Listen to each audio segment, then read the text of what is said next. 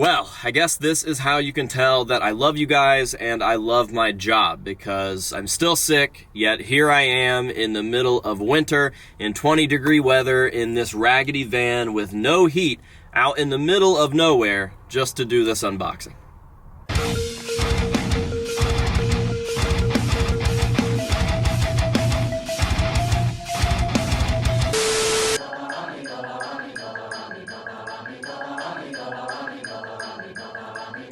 What is going on, ladies and gentlemen? It's your favorite mask collector's favorite mask collector, AJ Good, here in a van where we unbox and review cool stuff almost every single day. Why are we in a van? Well, you guys will find out soon enough. I just thought that this was a more fitting setting for the cool things that we are going to unbox in today's video. So let's not waste any time. Let's go ahead and jump on into the unboxing itself. Now, as you can see, we've got two packages to go through here, and I did shoot a video that was somewhat similar, or at least related to this one, a few months back, and I meant to shoot this one directly after that, but the end of the year came and went, and things just kind of got out of hand, so I've been playing catch up, and I'm back to the regular unboxing content here for the collection. So we are just going to pretend that the last, I don't know, 2 months didn't happen, that I've been staying on top of everything, and that we haven't been getting drowned out with all sorts of end of the year stuff or Pale Fest stuff or anything of the sort, even though that is a pretty big deal. I mean, the Pale Fest news has been awesome. However, I do still have to do the unboxings, right? And you know what?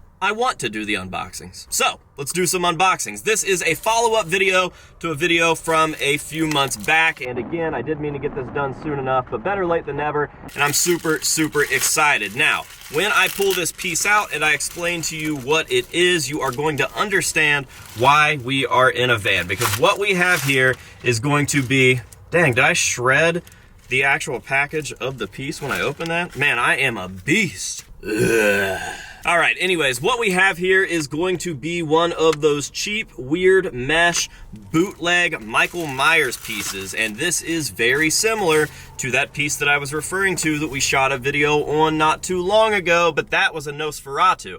This is a Michael Myers, and it appears to be an H6 Michael Myers, but not just an H6 Michael Myers. This is literally a mesh hood, or I guess a spandex hood that has been printed on, kind of like the sublimation print of a Trick or Treat Studios Michael Myers Part 6 mask. So that's kind of weird, kind of crazy, and I guess you can sell anything at some point, right? If you make it, eventually there will be a buyer for it, and it just so happens that the buyers that made this piece famous happen to be in clowncore.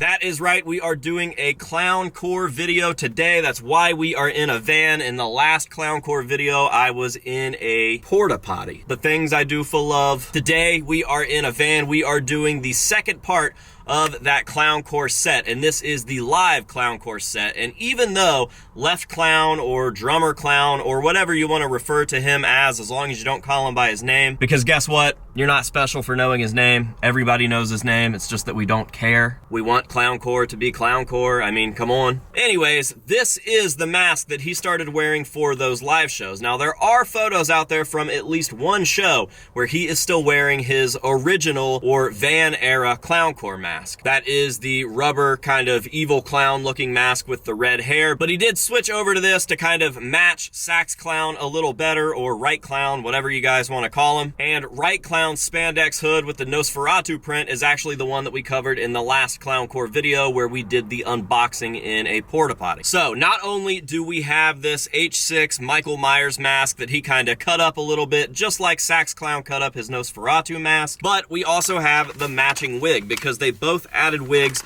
to those spandex hoods. So I am going to go ahead and assume that they just happened to be walking around at some point during the day before that show. They realized that their old masks were not doing too good, and they decided to pick these things up and cut them up and add a wig, and it just went like that for the live shows. Now, there is absolutely no reason that these looks should work. There is no reason that a cheap bootleg spandex Myers with a red wig on top of it should look cool or the same thing with the Nosferatu mask that Sax Clown wore, but Clowncore just has this capability to take anything and make it cool. It's almost like a Wes Borlandism. Wes Borland just can't seem to miss with his looks, and no matter how goofy everything is that goes into them individually it just comes together and it just works. So him taking this and putting a wig on it and cutting the mouth out and cutting the eyes out should not work at all, but man, oh man, is it creepy, is it cool, and does it fit the idea of Clowncore perfectly. So we've got the wig in the bag here. I did not bring a foam head, which I probably should have, to show you guys how these things look when worn, but I guess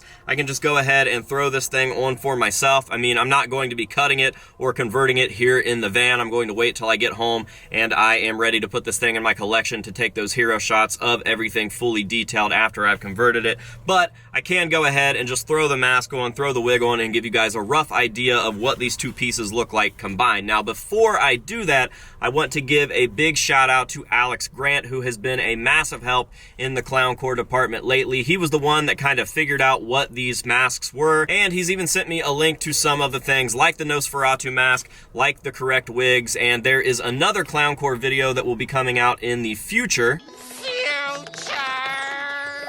Hopefully the near future and not 2 months later like this one. But in that video, you guys will see yet another live Clowncore mask that just shouldn't make sense and is somehow rare, and we've acquired it. So I think we officially have all of the Clowncore masks in our collection, but you guys haven't seen the one that's after this one yet, obviously. But I'm gonna stop talking now. Just wanted to give some flowers to Alex for being such an awesome dude and so helpful with the Clowncore stuff, because I love Clowncore, and if any modern musician or modern act fits into the whole like things that we think are cool about these old theatrical bands like Slipknot, like Mushroomhead, like Buckethead, whatever it is definitely Clowncore. They use random stuff that shouldn't work, that ends up working, and is also just rare. So, Alex, thank you very, very much. I appreciate it. Now, let's go ahead and throw this stuff on, give you guys a quick look at it, and then we will head back to the church. I will get this thing converted, and then I will leave you guys with some hero shots of the finished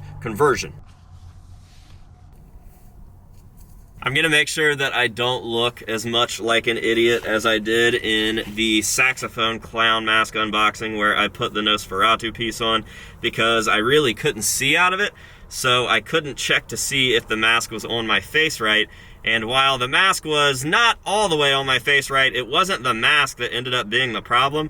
It was the wig covering up half of the mask, and I didn't even know it. So I'm gonna make sure that everything looks the way that it's supposed to look in this video to show you guys how this stuff looks while it's worn. So we got the wig on now. Let's go ahead and make sure that it looks the way it's supposed to.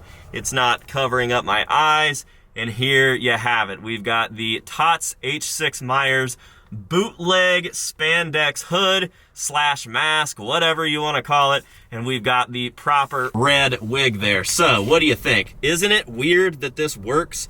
There's no reason that this should work, but somehow it does, and made even cooler by the fact that he cut the mouth out, cut the eyes out, and then had just a super sick white tuxedo on with it. So there are the worn shots. Now I am going to lead you guys into the hero shots of this thing properly converted and in the sanctuary, and maybe we can get it into the Clowncore collection and show you guys all of the masks lined up together. So another big thank you to Alex. Alex, I definitely appreciate all your help. Thank you very much. I'm definitely looking forward to getting that other last Clowncore mask unboxing done and seeing that thing in my collection as well. So maybe we should hold off on the full collection shots and getting this thing into collection and filming it there. I think that's what we're gonna do, actually. Nonetheless, I will leave you guys with some hero shots like I always do at the end of these unboxings, so you guys can see all of the beautiful, creepy, clowny detail, and that will be that for today's video. So thank you guys very, very much for watching. I appreciate you. I hope that you guys have enjoyed this, and until next time, this has been AJ Good here in this van, telling you to say no to drugs and alcohol and yes to Clowncore. And we will see you guys in the next one.